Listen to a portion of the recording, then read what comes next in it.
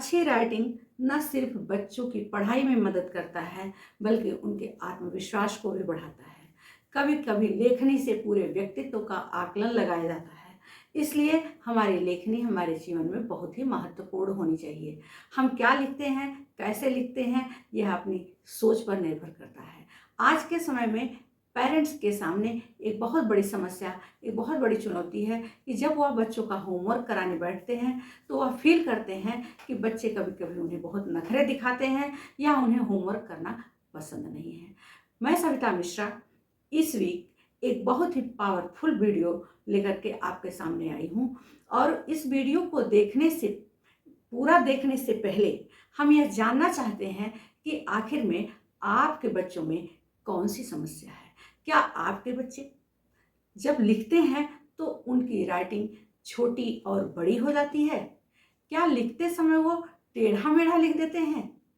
क्या लिखते समय जो कुछ वह याद रखते हैं वह सब कुछ उन्हें भूल जाता है? या लिखते समय वह ओवर राइटिंग कर देते हैं? और कभी कभी हमने देखा है जब बच्चे ब्लैक बोर्ड से कॉपी करते हैं या किताब से देख करके लिखते हैं तो जहाँ लिखना कुछ शब्द है तो उन शब्दों को भी गलत कर देते हैं। मात्रा लिखते हैं तो वह भी गलत हो जाता है और कभी कभी तो बी को डी लिख देते हैं और डी को बी लिख देते हैं। तो हम यह आपसे जानना चाहते हैं कि आखिर में आपके बच्चे में कौन सी समस्या है। अगर इसमें से कोई भी समस्या आपके बच्चे में है तो कमेंट बॉक्स में अवश्य टाइप करें और उस पर हम वीडियो बनाएंगे और आप तक अवश्य प्रस्तुत करेंगे। हम चाहेंगे कि हमारे वीडियो से आप सभी को ज़्यादा से ज़्यादा लाभ मिले।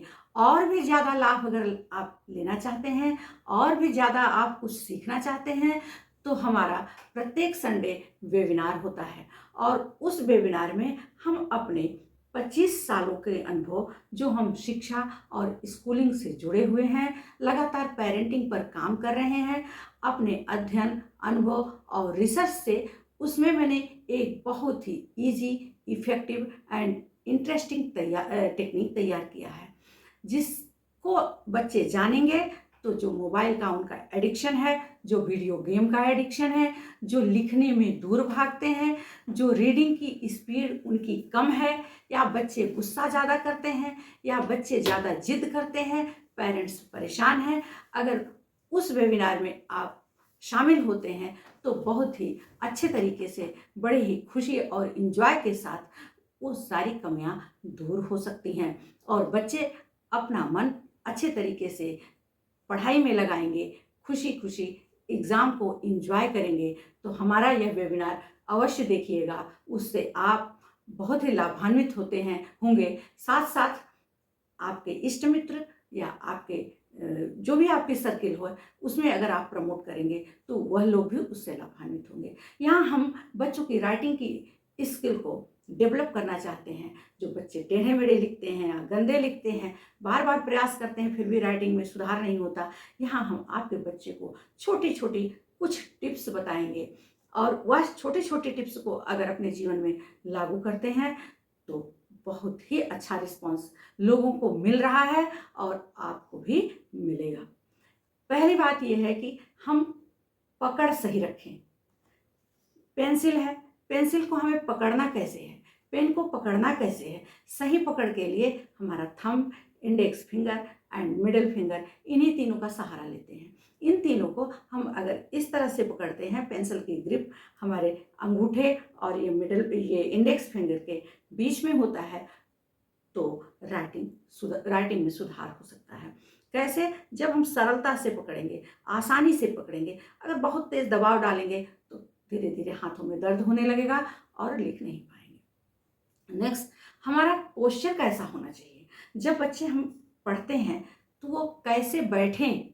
सही पोस्चर यह है कि अगर वो सीधा बैठते हैं और लकड़ी के चेयर का इस्तेमाल करते हैं या कोई छोटा सा टेबल लेकर के बैठते हैं जिसमें उनकी पीठ सीधी हो, झुके ना ज़्यादा, तो उस तरह से अगर लिखते हैं और उनकी जो कोहनी होती है ये टेबल पर टिकी हो, दूसरे हाथ से लेफ्ट हैंड से वो कॉपी को पकड़े और आसानी से लिखते चलेंगे। अगर पोस्चर सही होगा तो राइटिंग अच्छी होगी। नेक्स्ट, धीरे धीरे लिखें। धीरे धीरे का मतलब अभी बच्चा शुरुआत किया है, अभी हम राइटिंग सुधारने की बात कर रहे हैं, और अगर उसको प्रेस करते हैं, उस पर दबाव डालते हैं, थोड़ा तेज लिखो तो गलतियां करेगा। धीरे धीरे लिखेगा तो वो अपने सबकॉन्शियस माइंड में ये पहले तो यह चीज़ डालेगा कि हमें छोटा बड़ा या लाइन में लिखना है, किस तरीके से लिखें कि हमारे अक्षर सेट हो, एक दो अक्षरों के बीच में क्या दूरी होनी चाहिए, दो शब्दों के बीच में क्या दूरी होनी चाहिए, यह सारी चीज़ बच्चा अपने सबकॉन्शियस माइंड से समझेगा तभी लिख पाएगा। चौथी टिप्स है कि लाइन में लिखें।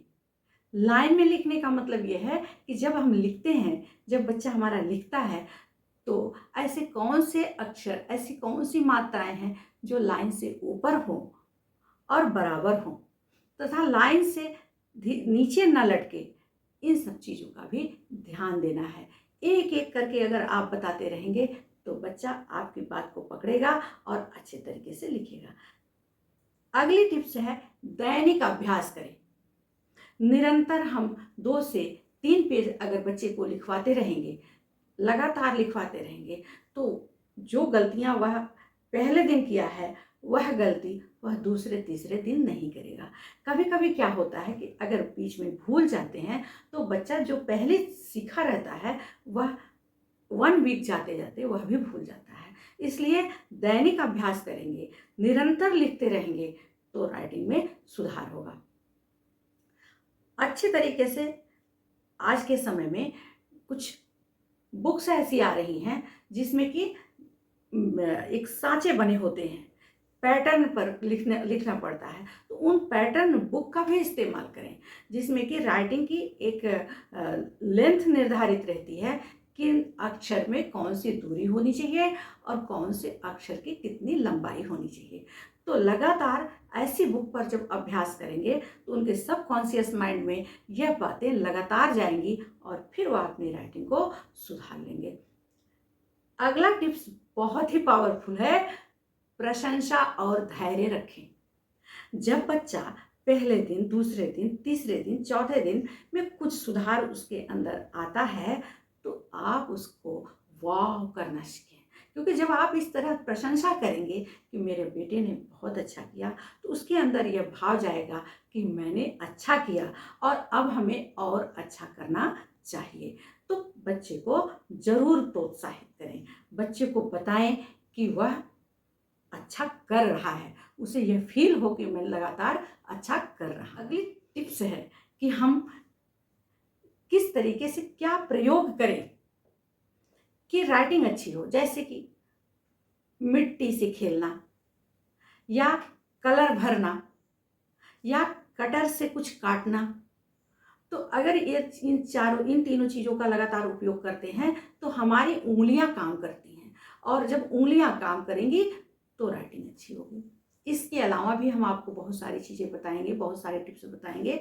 जैसे बच्चा टीवी देख रहा है, टीवी देखते समय उसका सबकॉन्शियस माइंड टीवी पर काम करता है, लेकिन आप उसे बताएं कि ये जो 30 मिनट 35 मिनट का आपका सीरियल है, उन आधे घंटे में आप इस तरह के जो ये एक्यूप्रेशर के कुछ इंस्ट्रूमेंट हैं, इनको भी आप अपने घर में रखें और इस तरह से इसको लगातार दबाते रहें। अगर 15 से 20 मिनट आपका बच्चा इसको लगातार दबाता रहता है तो हैंड और ब्रेन का बड़ा ही बढ़िया कनेक्शन है, क्योंकि ब्रेन जो कुछ भी ऑर्डर देता है उसको आपकी उंगलियां तुरंत अब्जॉर्ब करती हैं और तुरंत करना शुरू करती हैं। तो इनके इस कनेक्शन को अगर हम इन सारी चीज़ों का उपयोग करके करते हैं तो बहुत बढ़िया कनेक्शन हमारा होगा और हमारी राइटिंग भी इम्प्रूव होगी।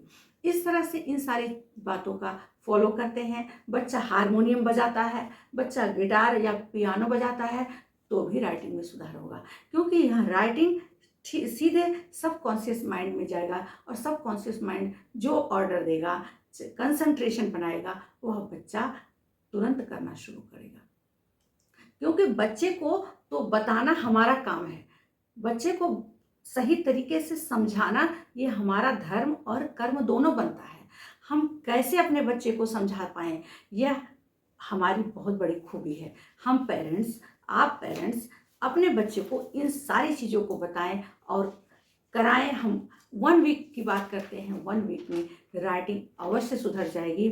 और साथ साथ मैंने कहा आपको कि आप हमारा वेबिनार देखें। वेबिनार में आपको एक साथ कई चीज़ें मिलेगी और यह वेबिनार बिल्कुल फ्री होता है। यह प्रत्येक संडे को होता है। प्रत्येक संडे में जब आप देखेंगे तो कुछ न कुछ आपको नई चीज़ें मिलती रहेंगी और वह आपके बच्चे के लिए है। हमने यह सोचा कि अगर हम कुछ लोगों के लिए करते हैं या स्कूलिंग में केवल करते हैं तो कुछ बच्चे ही इसका लाभ लेंगे, लेकिन हमने इसको सोशल मीडिया के द्वारा आप तक प्रस्तुत करना चाहा। तो अगर फ्री रहेगा तो इससे हमारे समाज के ढेर सारे लोग लाभान्वित होंगे और इस तरह से आप बच्चों की राइटिंग सुधारें। बच्चों में जो गुस्से की भावना बार बार आती है उसको भी वीडियो के माध्यम से सुधारें। बच्चा जिद करता है, बच्चे के अंदर मोबाइल एडिक्शन है, इन सारी चीज़ों को दूर करें। ये वीडियो लगातार देखें और पूरा देखें। अगर आपको इन वीडियो से लाभ होता है तो आप हमारे चैनल को भी सब्सक्राइब करें तथा साथ साथ शेयर भी करें और लोगों को भी बताएं। धन्यवाद। नमस्कार।